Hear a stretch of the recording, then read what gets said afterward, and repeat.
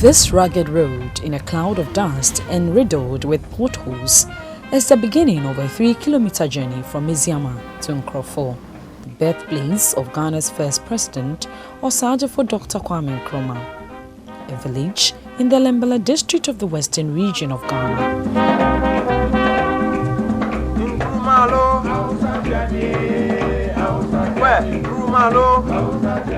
Nkrofo houses the original Nkrumah Mausoleum and Monument, which continues to attract visitors.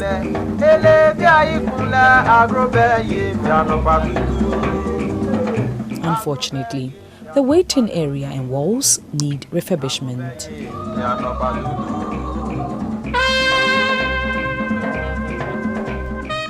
Commissioned on Friday, October 15, 2004, by the then Minister for Tourism and Modernization of the capital city, the late Jake Obechebi-Lamte.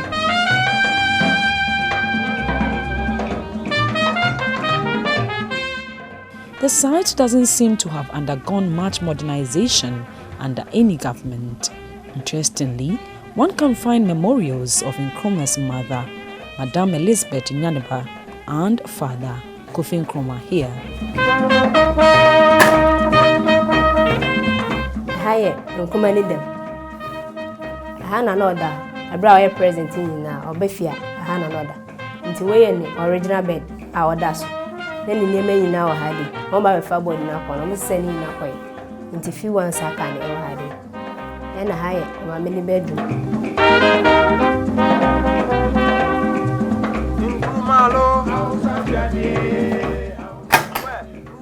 So yeah, on my bedroom, a Hana on my meda. And so, the late Nkrumah is said to have always told the history surrounding his birth, as narrated to him by his parents. He had always told family members to bury him at this very place when he died one day. This is exactly where he was born. Na on my mission kitchen our year janama our phone. Into a one our can into an agent so backward them up on. Na first na hospital na clinic be into. Opedoko inside no papa. Into G had a na I won't mind into me uncle inside. Into happy pepper or more. The horse no museum.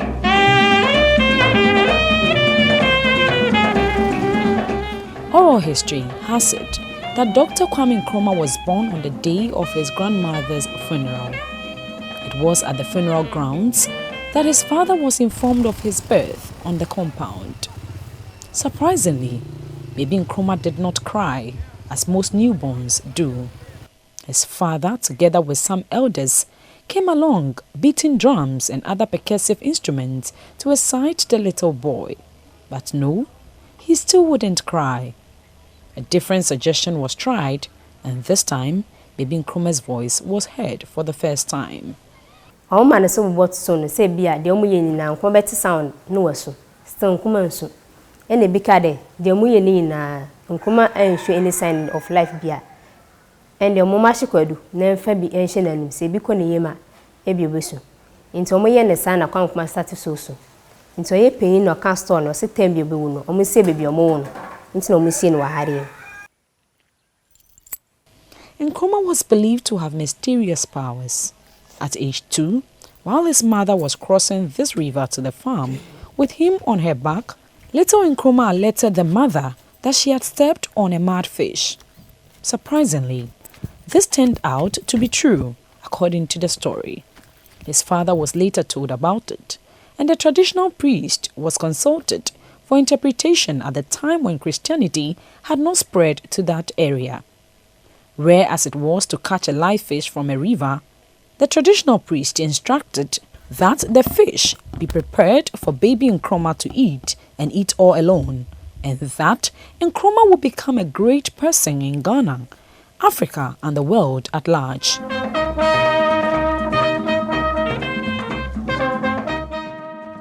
River Subile, which served the entire community, has now assumed the status of a mysterious water body. I met Nkrumah here when I was very young, I think at the age of 12. And he always loved traditional meal. So he had a trap. We here, we call it tuma. And the Ashanti call it in Chechere. We have lobsters in, mudfish, tilapia, and what have you. Every species of fishes are inside that river. So one day when he came, and he requested for the tuma and bring the epu and all these things, the messenger came back and reported to him, "Oh, master, the river has dried up." And he said, "What?" So immediately he woke up. He usually wear white shirt with a white jumper, and he doesn't go without his walking stick. So he entered the river inside, the bed of the river. He put his stick down at the bed. And as I was young, I didn't know what he was saying. He was opening his mouth. Then later on, I heard that he was reciting an incantation. So he put it first, he raised the stick up, second time he put it, the third time he raised the stick up, then he moved from the riverbed, walking towards his mud burden. Then come and see, heaven and earth was moving. Within a twinkle of an eye, the river has overflowed its banks. The following day, the fish was in abundance in the river. So anybody who have that aspect of tuma inside the river, the next day when you pull it out, abundance. Today, the once dark, clean, fresh and drinkable Nkrumah River has now turned creamy due to galamsey activities. Elsewhere, a sacred river worth the salt will be walked and serve as a tourist attraction to generate revenue for the district assembly and the country at large. Surprisingly, this cannot be said of this famous river associated with the eminent and illustrious Kwame Nkrumah. Dr. Nkrumah did well to put up the Nkrofo Agricultural Senior High School to turn out the best and brightest. He had plans for the town itself and so sent people to Yamoussoukro to study ways to make Nkrofo an enviable city. But this was not to be. He put Ghana first. He could not even build a family home as a legacy for his family. According to some, Nkrumah himself is to blame for it. They believed he had the time to build a whole new township in Tema. The Tema Harbour electrified almost the whole of Ghana and increased Ghana's rail network nationwide. He should have had the time to plan and develop his hometown. I believe that Nkrumah is not a greedy person. He built a complete township in Tema. He built a harbour. He can use that money to build Nkrofo because I believe when Afrifa came, and within a short time, he went and built his village Krobo. And he renewed everything there. Now that we have a district assembly, I think the district assembly will also help a lot in terms of development. Because when people come to this town, honestly, they don't believe that Kwame Nkrumah come from this place. The place looks so dismal, and even the road from SMR to this place is unmotorable. But I think with the coming in of the district assembly, development will start to emerge.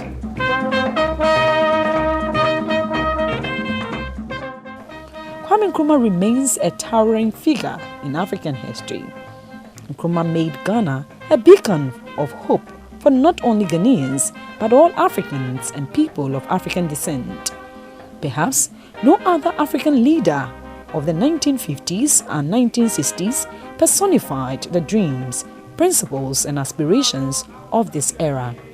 And as he puts it, "As far as I am concerned, I am in the knowledge that death can never extinguish the torch which I have lit in Ghana and Africa. Long after I am dead and gone, the light will continue to burn and be borne aloft, giving light and guidance to all people.